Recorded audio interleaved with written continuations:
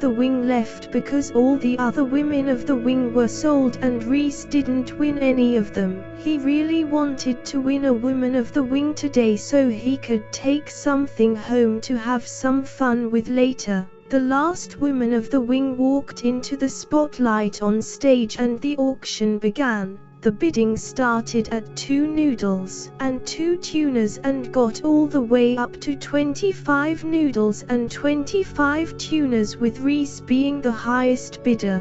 The man on stage with the auction hammer shouted in the crowd saying, "Going once, going twice, sold to Mr. Rhys." Rhys jumped for joy as he finally won a woman today. He shouted saying, "I am so happy. I haven't won anything in months and I am roasting. The last woman I won was released from prison 3 months ago and I don't have large amounts of noodles and tuna like some of the other prisoners in here, so I haven't been able to win anything else for months, but that's okay because today is my lucky day." It was bad news for Rhys because Rhys's luck was about to run out even before it had begun. The auction door suddenly opened and something walked through the door while looking at the woman of the wing on stage. Charlie was now standing next to what looked like a 7-foot-tall giant, and at this moment Charlie knew he was in trouble because he knew if this guy sees him it's over, so he looked away praying the 7-foot-tall giant wouldn't see him.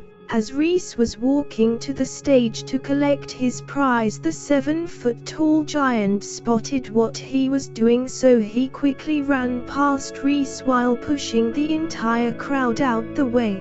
He then jumped on stage and shouted at the crowd saying, "She's mine. She's all mine. Now does anyone have a problem with that?"